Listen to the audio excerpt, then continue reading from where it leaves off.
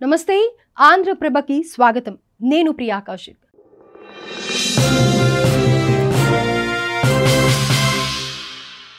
దాయాది పాకిస్తాన్ భారత్ బ్రహ్మాస్త్రం దెబ్బకి దిగొచ్చిందా అంటే అవుననే చెప్పుకోవచ్చు.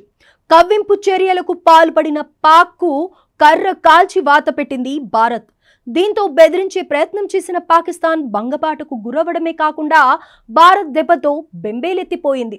ఇండియా భీకర దాడులను తిప్పికొట్టగలిగే సామర్థ్యం లేక ఆఖరికి కాళ్ల బేరానికి వచ్చింది. దాయాది దేశం పాకిస్తాన్ను భారత్ చావు దెబ్బ కొట్టింది. సరిహద్దుల్లో కవ్వింపు చర్యలకు పాల్పడ్డ పాక్ భారత్ మరోసారి ధీటైన జవాబిచ్చింది. పాక్లోని కీలక స్థావరాలపై బ్రహ్మోస్ సూపర్సోనిక్ క్రూయిజ్ మిజైల్ విరుచుకుపడిందని తెలుస్తోంది. కాల్పుల విరమణ ప్రతిపాదన చేసిన పాక్ తన ఫతా-11 బాలిస్టిక్ క్షిపణులతో ఇండియాపై దాడి చేసేందుకు ప్రయత్నం చేసింది.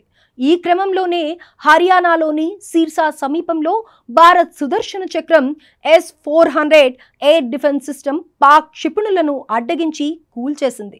ఈ నేపథ్యంలోనే భారత్ తన బ్రహ్మాస్త్రాన్ని సంధించిందని తెలుస్తోంది. ఇస్లామాబాద్కు సుమారు 10 కిలోమీటర్ల దూరంలో ఉన్న రావల్పిండి, చక్లాలాలోని పటిష్టమైన నూర్ఖాన్ వైమానిక స్థావరం సహా 6 కీలక వైమానిక స్థావరాలను నేలమట్టం చేసింది. అదేవిధంగా 2 ప్రాంతాల్లో రాడర్ వ్యవస్థలను ధ్వంసం చేసింది. అయితే భారత్ యుద్ధంలో బ్రహ్మోస్ను వినియోగించడం ఇదే తొలిసారి కాగా బ్రహ్మోస్ క్షిపణి సత్తా ఆపరేషన్ సింధూర్తో పాకిస్తాన్కే కాకుండా యావత్ ప్రపంచానికి తెలిసి వచ్చింది. ఈ క్రమంలోనే భారత్ సాయుధ బలగాల సామర్థ్యానికి బ్రహ్మోస్ నిలువెత్తు నిదర్శనంగా పేర్కొనవచ్చు. శత్రువులకు సింహ స్వప్నంగా నిలిచే ఈ బ్రహ్మోస్ శక్తివంతమైన ఆయుధమే కాదు, సరిహద్దుల పరిరక్షణలో అంకిత భావాన్ని చాటి చెప్తోంది. కాగా బ్రహ్మోస్ అనేది సూపర్సోనిక్ క్రూయిజ్ మిజైల్.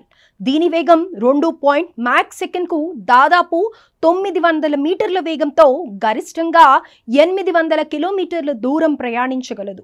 సుమారు 290 నుంచి 400 కిలోమీటర్ల దూరంలోని లక్ష్యాలను అలవోకగా ఛేదించగల సామర్థ్యాన్ని కలిగి ఉంటుంది. ధ్వని వేగం కంటే 3 రెట్లు ఎక్కువ వేగంతో బ్రహ్మోస్ క్షిపణులు ప్రయాణం చేస్తాయి.